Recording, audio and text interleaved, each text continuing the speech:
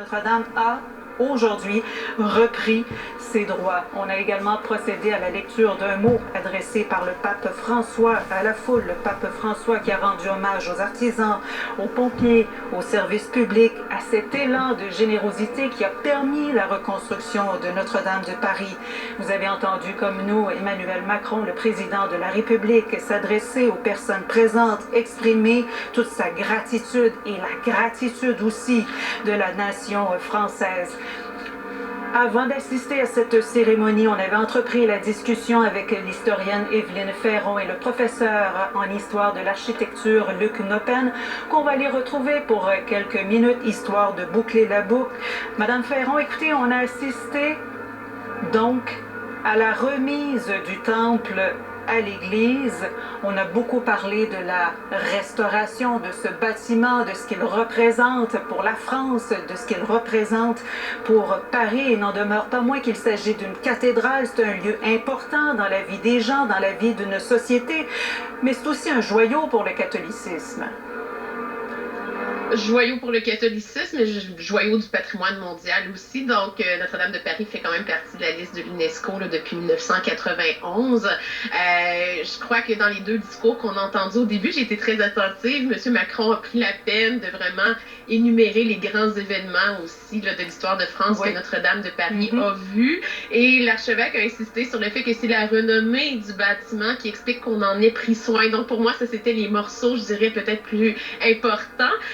Parce qu'effectivement, même si une cathédrale est au cœur de la vie des gens, il y a des moments où Notre-Dame de Paris a été un peu laissée à l'abandon, il ne faut pas se le cacher. Elle a même été, je dirais, ravagée après la Révolution française aussi parce qu'elle était associée au roi de France. Donc, la Pietà au centre, c'est Louis XIII qui souhaitait avoir un fils qui sera Louis XIV. Et c'est vraiment Victor Hugo, il ne faut pas le cacher, on lui doit beaucoup. En fait, Notre-Dame doit beaucoup à Victor Hugo, qui en a fait le personnage central de son œuvre Notre-Dame de Paris, qui a amené les reconstructions là, sous Viollet-le-Duc. Donc, ici, on n'avait pas tort. Donc, la renommée du bâtiment, quand on lui donne, en fait, ses lettres de noblesse dans la littérature, au cinéma, bien, ça fait en sorte que les gens s'intéressent à nouveau au bâtiment et qu'on ait envie de lui donner des soins. Donc, l'incendie lui-même devient cette espèce de jalon historique qui explique les donations, parce qu'en 2017, on avait déjà entrepris, en fait, un projet de restauration où on voyait bien que la flèche était sur le point de s'effondrer. On commençait à voir en fait des signes là, de faiblesse dans différentes structures et les fonds n'arrivaient pas aussi vite. Et là, l'incendie qui vient chercher, je dirais, le cœur des gens parce qu'il est l'identité de la France, ben là, les dons ont commencé à pleuvoir. Donc ici, les liens étaient quand même très, très intéressants. Là. Monsieur Noppen, Madame Ferron le faisait justement remarquer, cette cathédrale a été délaissée aussi à travers l'histoire. Par moments, on entendait l'archevêque parler d'une extraordinaire restauration. Est-ce que vous pensez que ce que l'on a vécu dans les 5 dernières années, ça va faire l'objet, ça va éveiller la conscience des gens, à savoir l'importance donc de préserver ce patrimoine? Ben oui, écoutez, s'il fallait encore insister là-dessus, mais parce qu'on a des milliers d'églises et puis on sait tous qu'elles sont de plus en plus vides et que de moins en moins on parle d'une église mais d'un patrimoine. On ne parle plus du lieu de culte mais du patrimoine. Puis alors on se dit qu'est-ce qu'on peut faire avec. Évidemment, les cathédrales sont les dernières touchées par cette désaffection parce que c'est autour de l'évêque que vont se regrouper les derniers croyants. Mais je me dois quand même de dire un peu la formidable dichotomie aujourd'hui entre cette cérémonie qui finalement ne parle pas à grand monde. Je veux dire, c'est un cérémonial un peu ancien, alors que le monument, lui, parle, est très évident, et ainsi de suite. Moi, j'aurais imaginé une cérémonie, on aurait pu célébrer un peu plus les artisans de la restauration et non pas l'Église. Oui, mais justement, Monsieur Noppen, peut-être pour faire écho à ce que vous nous dites, on va retourner sur place. Vous voyez, c'est la portion culturelle de l'événement qui s'annonce.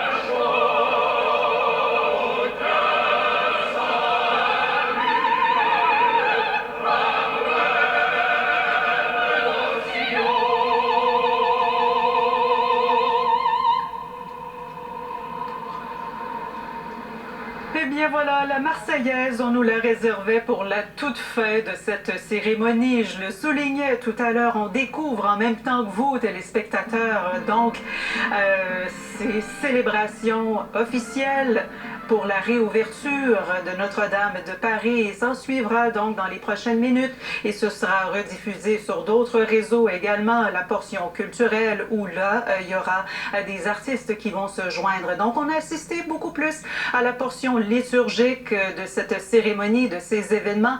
Et tout juste avant d'aller écouter la Marseillaise, on était en train de conclure notre discussion avec Luc Noppen, qui est professeur en patrimoine urbain et en histoire de l'architecture. Et Monsieur Noppen, vous étiez en train de souligner en fait l'importance de ces milieux de vie-là, qu'ils ne sont pas propres qu'à la religion non plus et que ça doit se sentir.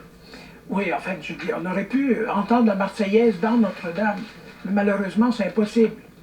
Alors, donc vous voyez un peu la dichotomie entre le vouloir patrimonial qui appartient à la population et puis l'usage réservé qui est encore fait de ces grands monuments. Moi, j'aurais imaginé une grande fête où on aurait invité tous les sans-abri de Paris à venir manger du pain et boire un peu de vin à l'intérieur. Ça aurait été symbolique de la réouverture de cette grande maison destinée aux pauvres, comme c'était le cas pour la construction. Il y a tout de même quand même un certain nombre de personnes vulnérables, dites jugées plus vulnérables, qui ont été invitées à cette cérémonie. On a pu les apercevoir brièvement dans les 2 dernières heures. Evelyne Ferron, Luc Noppen, écoutez, on vous remercie beaucoup de vous être joints à nous cet après-midi, de nous avoir aidés à naviguer à travers ces cérémonies. Merci. Et nous, on va poursuivre, au revoir, la discussion sur le plateau, parce que lorsque l'on assistait à cette portion beaucoup plus liturgique, il y a une personne qui s'est joint à nous. Il s'appelle Mathieu Colette. Il est forgeron taillandier.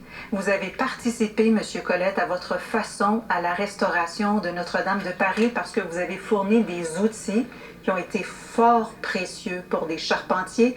Quand on parle de la fameuse forêt de Notre-Dame, la charpente qui a été refaite comme elle l'était au départ, taillée avec des outils d'époque, c'est vous qui étiez derrière ces outils-là. Permettez-moi de bien faire les choses compte tenu du contexte. Je suis en toute humilité en ce moment, très gêné, si je peux me dire. Et puis on va dire que vous étiez très ému lorsqu'on regardait la cérémonie. Tout à fait, c'est un moment historique, puis je me sens très petit. Puis je veux faire bien les choses. Bien sûr, allez-y. Donc, premièrement, j'aimerais féliciter la France et ses savoir-faire d'avoir reconstruit Notre-Dame en 5 ans. C'est une prouesse. Non seulement, pour moi, à mon sens, ils l'ont aussi fait dans les règles de l'art, ce qui est une deuxième prouesse. Je tiendrai à féliciter toutes mes consoeurs, confrères, artisans qui ont participé à la reconstruction. Toutes personnes aussi qui ont contribué. Puis plus spécifiquement, en ce qui concerne mon secteur d'activité, qui est la forge et la taillanderie, le groupe de taillandières et de taillandiers, forgeronnes et forgerons qui m'ont invité. Je les remercie infiniment de m'avoir donné cette possibilité-là. J'aimerais les nommer. Oui, parce que comment le contact s'est fait? Vous connaissiez déjà ces gens-là? Je vais commencer par les nommer. Oui, allez-y. Je vais les nommer parce que, comme artisan, on n'a pas la chance d'être dans la lumière. Notre-Dame a mis la lumière sur un métier de l'ombre qui fait ses propres outils pour faire les métiers des autres, métiers traditionnels. Alors, en tout respect, j'aimerais nommer les 5 maisons de taillanderie qui ont eu la commande des haches de Notre-Dame, qui est la taillanderie, la maison Luquet, Simon Luquet et Soumis à Luquet, qui ont eu la commande, c'est la maison mère. La taillanderie Claudel, Martin Claudel, qui est mon ami, qui est mon contact, qui m'a invité.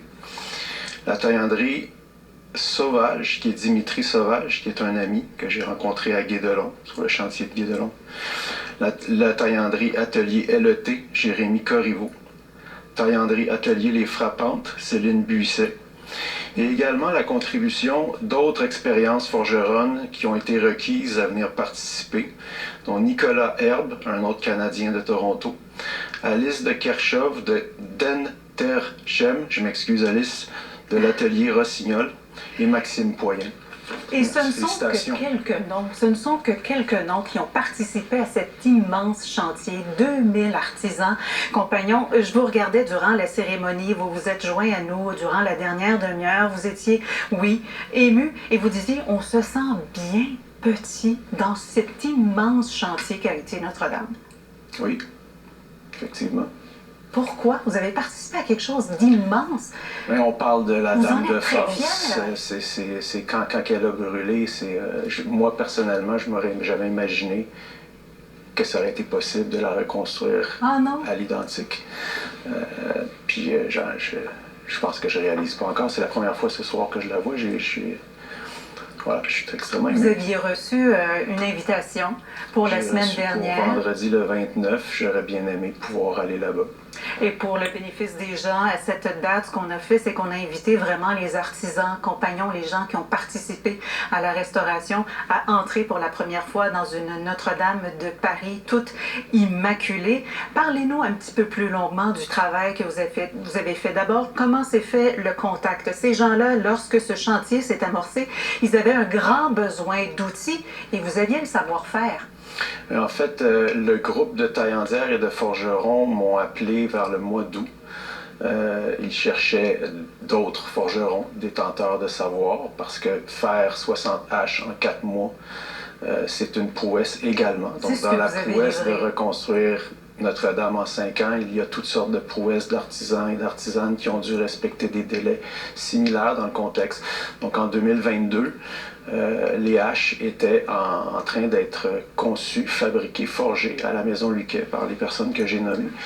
Puis ces haches-là dès qu'ils étaient finis, partaient chez les charpentiers pour que les charpentiers puissent utiliser et faire leur travail de charpente pour être levés à Notre-Dame par la suite. Ça a été maintes fois abordé, cette question de reconstruire Notre-Dame, de la restaurer avec des techniques ancestrales. Pourquoi c'est si important? Bien, si on ne le fait pas, on va perdre la signature de la technique ancienne. Si pendant les 400 prochaines années, on remplace tout ce qui nous entoure par des principes de restauration en utilisant des pièces qui sont faites à la CNC, on va laisser les marques de la CNC. C'est ce que les générations futures vont étudier, ils vont comprendre, et on va perdre notre histoire et notre culture et notre patrimoine. Donc, actuellement, il y a encore les savoir-faire, puisque Notre-Dame a été reconstruite. Mais ces savoir-faire-là sont rares. Puis les maîtres qui sont porteurs de ces savoirs-là, comme toutes les artisanes et artisans qui ont participé, doivent passer leur savoir à une relève.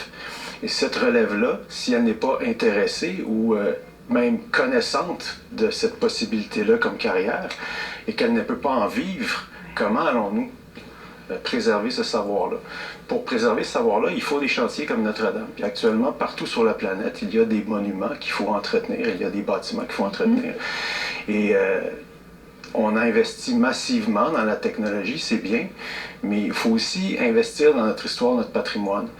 Si on mettait des 600 millions dans le patrimoine, puis dans l'éducation, puis de ces savoirs-là, on préserverait, on permettrait à une relève de pratiquer ces savoirs-là, on entretiendrait notre patrimoine, puis on garantirait la pérennité de ceux-ci. Pensez-vous qu'on on a pris conscience de ça et de l'importance de ça, ou ça va être pour moi, c'est une évidence. Ce qui vient de se passer est une évidence que c'est criant de le faire. Il faut investir, sinon on ne pourra pas reconstruire les Notre-Dame de ce monde. On les voit, vos haches, vous les avez amenées avec vous. Alors, vous dites que ça a été un immense contrat et vous avez donné de votre temps. Je suis allé faire ce que j'ai pu dans ce groupe de taillandières et taillandiers. J'espère avoir eu une contribution efficace et conviviale. À la hauteur des attentes. Personnellement, vous pouvez les contacter, leur demander, c'est eux qui sont les mieux placés pour répondre. Ils m'ont offert ces 2 haches quand je suis revenu au Québec. J'ai été là pendant près de 4 semaines. Puis je suis revenu avec ces 2 haches. Ils ont servi? Non, oui, bien sûr, ce sont des antiquités. Donc, je vais dire ironiquement, ce sont des vrais, parce que nous, on fait pas des fausses, mais on fait des reproductions. Donc, ce sont des vrais aussi, les nôtres, mais celles-ci des vrais dans le sens qu'elles ont un âge. Ce sont les antiquités.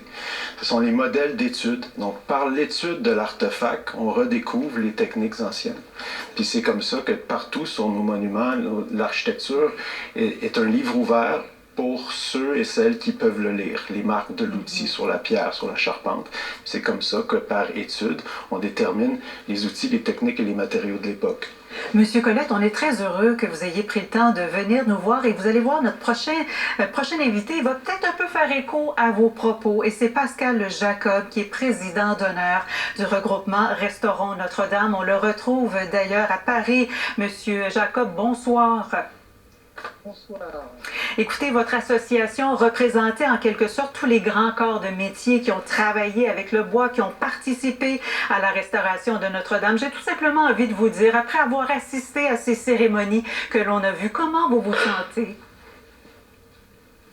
On se sent vraiment très honoré puisque ces cérémonies ont mis en exergue finalement toutes les parties prenantes depuis d'ailleurs le sauvetage de Notre-Dame de Paris. Il y a eu un moment très fort dans ces cérémonies avec les pompiers. Et rappelons que s'ils n'avaient pas été là dans le sauvetage de l'une des deux tours de Notre-Dame de Paris, peut-être que nous ne serions pas là ce soir et que la cathédrale n'existerait pas, ou plus.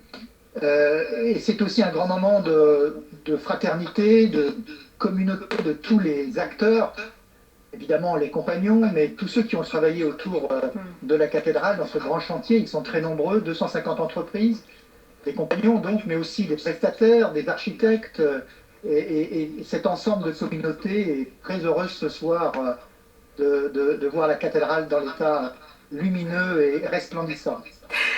Certains ont même parlé de miracle, Monsieur Jacob. Comment vous le qualifiez-vous, ce chantier-là? On parlait tout juste avant vous d'un homme forgeron taillandier qui n'y croyait presque pas lorsqu'il avait vu, lorsqu'il avait assisté bien impuissant à cet incendie de Notre-Dame. Comment qualifiez-vous le travail qui a été fait par les artisans compagnons, par tous ces gens?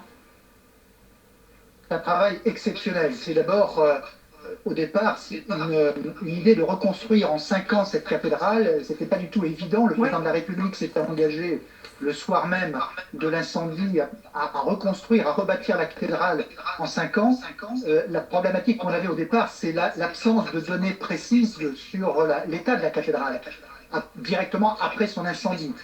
Et une fois les diagnostics réalisés, effectivement, les architectes ont pu mettre en place l'équipe, lancer des appels d'offres, et à partir de là, de pouvoir tracer dans le temps, sur ces 5 ans, cette restauration, il devenait possible dès lors qu'effectivement, on savait précisément quel lot il fallait d'abord engager, c'est-à-dire la conservation, les mesures conservatoires pour éviter que la cathédrale soit détruite par des problématiques de stabilité. Et puis ensuite, une fois que ces étapes de conservation ont été réalisées, après il a fallu dérouler effectivement le film de la restauration à proprement parler, avec toutes les étapes, et notamment celles propres à la charpente, mais tout ça a été très bien maîtrisé par l'équipe d'architectes et l'établissement public. L'étape la plus délicate étant la conservation et la certitude que la cathédrale pouvait être, disons, solide pour permettre cette restauration. Vous dites que ça devenait possible dans les temps donnés, mais en même temps, on a dû faire face, j'imagine, à toutes sortes de défis. Oui, il y a de l'expertise, oui, il y a du savoir, mais est-ce que tout ça, c'était disponible? Est-ce qu'on a dû aller chercher des talents ailleurs? Ça a été vraiment, on a vu les artisans de partout à travers le monde aller travailler à Notre-Dame. Je vais commencer par une anecdote pour répondre à votre question. Au départ, il était question de lancer un concours européen pour trouver l'ensemble des acteurs capables de restaurer la cathédrale. Alors on s'est vite aperçu que notre pays, la France, avait toutes les compétences dans tous les domaines, que ce soit la pierre, le métal, les charpentes. Même, j'entendais tout à l'heure la personne qui parlait avant moi avec Monsieur Colette. les techniques de taillanderie qui ont permis justement de réaliser ces outils pour permettre de tailler d'une façon médiévale la charpente de la nef, de l'abside du XIIe, XIIIe siècle. Et je dirais que finalement, on s'est aperçu que nous avions toutes les compétences en France pour réaliser ces travaux. Écoutez, Monsieur Jacob, le temps nous presse. On vous remercie beaucoup. Ça a été très généreux de votre part de vous joindre à nous pour cette discussion. On sait que vous avez vécu beaucoup d'émotions dans les 2 dernières heures, évidemment, autant que nous. Merci d'avoir été là. Alors, c'est là-dessus que se termine notre couverture spéciale. On se laisse avec les meilleurs moments de cette cérémonie. Au revoir à tous. Les cloches de Notre-Dame sonnent à nouveau.